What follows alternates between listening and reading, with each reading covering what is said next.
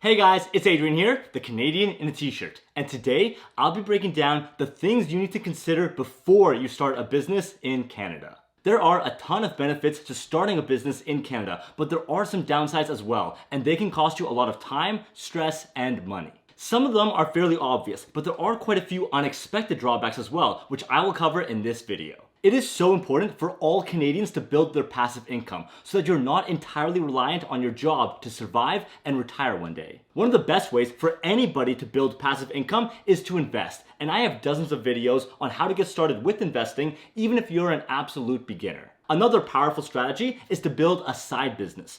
Building a business from nothing is a constant challenge. It's something that I love, but it's definitely a risk, and unfortunately, it's not feasible for everyone, and this video will cover why. This is the third video in my Canadian business guide. In the previous videos, I covered why you should start a business and how to start a business in Canada. Make sure you check those videos out. There are a ton of financial, personal, and tax-saving benefits to starting a business, so I definitely encourage this for most Canadians. But I don't want you to get overly excited, throw caution to the wind, quit your job, and become an entrepreneur overnight. It doesn't work like that. In fact, in both those videos, I stress the fact that you should start out as a side business while you continue to work your full-time job. Doing this will alleviate some of the downsides that I'll talk about, and throughout this video, I'll keep coming back to this point to emphasize why keeping your regular job while building your business on the side is the best course of action for most Canadians. So let's get started. One of the obvious downsides to running a business is that you're on your own. You are entirely responsible for every aspect of your business. That can be wonderful. You have total freedom and total control over the operation of the business. You don't have to ask your boss for permission. You call the shots and you make the decisions. But on the other hand, you don't have the security or the safety net of a regular job. The livelihood of the entire business and all of your employees rests on your shoulders. This is a huge amount of pressure, far more than the majority of jobs. When you work a full-time job as an employee, you can always count on that paycheck every 2 weeks. Canada has extensive labor laws to protect your rights as an employee. Your boss can't just fire you at the drop of the hat or reduce your salary, unless of course you break the law or violate the company's code of conduct. But generally speaking, you have the comfort of job security and you have that reliable income coming in every few weeks. And even if you do lose your job, your employer will usually give you several weeks notice and likely a severance package, so you'll still have some income to get you by. But when you run a business, you don't get any of that protection. If your business doesn't make any money, you don't get paid. If you don't have any clients and you don't make any sales, your income stream dies. There's no 2 weeks notice, no severance, nothing. Your income stream can die overnight. And even worse, if you have employees, they are still counting on you to pay their salary. So you'll have to dip into your own savings to pay them, or you might even have to let them go. Don't underestimate the mental toll that this can have on a person. When you work a job, of course you should work hard and take pride in what you do, but let's face it, you don't always have to give it 100%. In any job, there will be times where work is slow and you can take it easy and you still have that reliable paycheck coming in. But when you run a business, you don't get that luxury. If you don't work, if you don't provide value to your customers and make sales, you don't get any money. There is no guaranteed income or stable salary to fall back on. Your business needs to always be generating revenue, and that usually means working your butt off every single day, especially for the first several years. No matter what you do, there will be stress. But if you work a job as an employee, you have certain rights to help deal with the stress. You have paid vacation days, paid holidays, sick days, and personal days. These are so important, and please take advantage of them because you will miss them when they're gone. When you need a break, you can take time off work and still get paid for it. But again, if you run a business, you don't get that. As a business owner, you have total freedom. So yes, you can decide to give yourself a day off, but that means that you probably won't earn any money that day. Your business isn't a person. It doesn't care if you're sick, it doesn't care if it's a weekend, or even if it's a holiday. If you don't work, if you don't make any sales, you don't get paid. Of course, eventually, the goal is to build systems so that your business can operate and earn revenue without depending on you every single day. But it usually takes years to get to this point. That's when your business can finally become a source of passive income. But when you're first getting started, your business will only work if you work. And it's not just about your paycheck or job security. As an employee, you also have other benefits on top of the salary. Most Canadian employees have health benefits, which are paid by their employer. Things like dental plans, eye care, physiotherapy, discounts on prescription drugs. These benefits can provide enormous value to your health And they can save you hundreds or even thousands of dollars every year, especially if you have kids. But if you're self-employed as a business owner, you don't get these benefits anymore. These are all expenses out of your pocket. Every time I go to the dentist now, I have to pay $200 to $300. And if I need new glasses, it will cost me $300 to $400, plus the cost of an eye exam. And that's just for myself. Imagine if I had to pay for an entire family as well. Don't underestimate the value of these employer health plans. So please use them and take advantage of them because you will miss them when they're gone.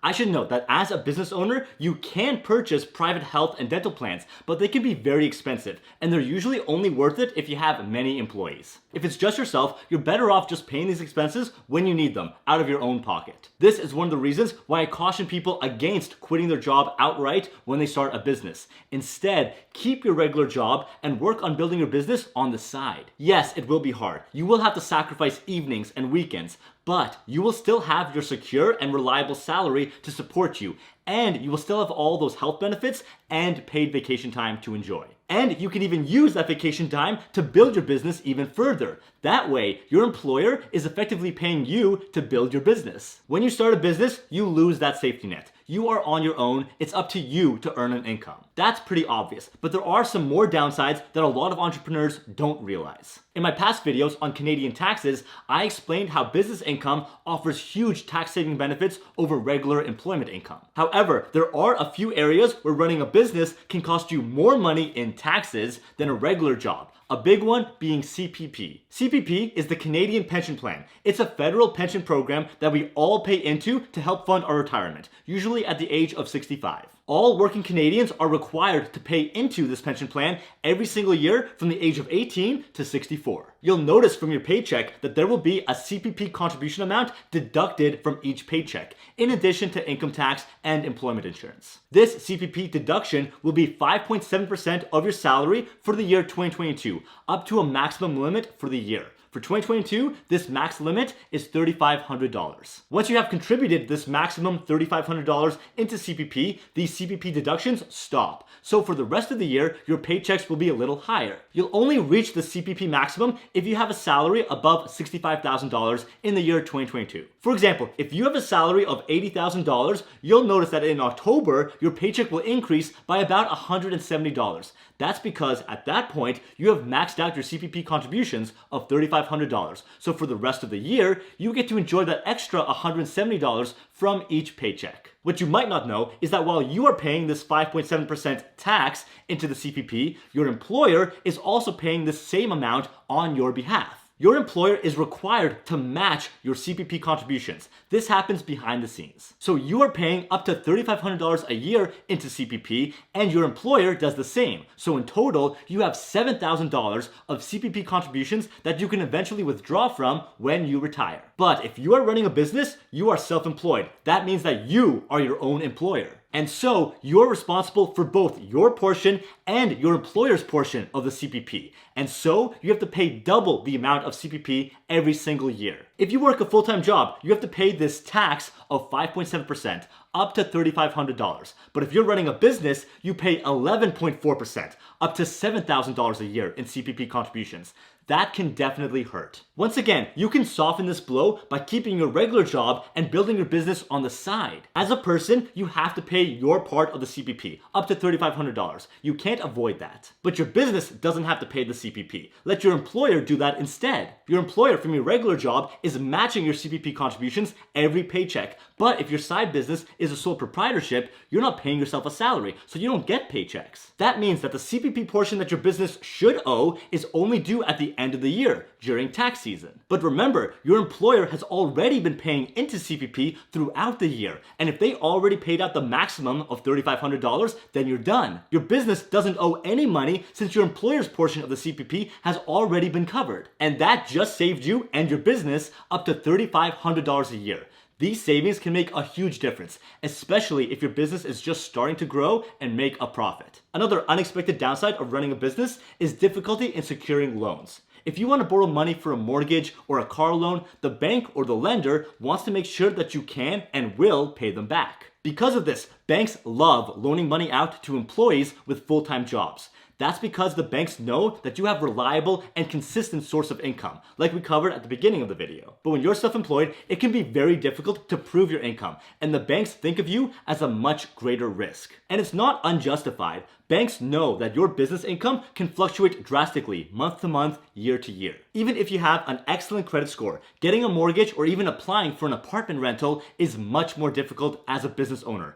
Don't underestimate this fact. For example, I bought a rental property with my brother last summer, and it literally took months to secure a mortgage because I was recently self-employed. If I had bought the same house a few months earlier when I was still working a full-time job, I would have had no trouble securing a prime mortgage. In the eyes of the bank, I would have been a perfect applicant. Excellent credit score, a good secure job with many years of working in the industry, and I had paid off my student loans. I would have been approved by any bank in a matter of days. But since I had quit my job and became a full-time business owner, all of that job security had instantly vanished. When you're self-employed, banks want to see a minimum of 2 years of business income along with tax returns to prove that your income is reliable. And they will usually take the average of these 2 years. Remember, most businesses don't even earn a profit for the first year or two. And even if you start earning a profit this year, the bank will effectively cut your income in half because they're taking the average of this year and 2 years ago, which was likely around 0.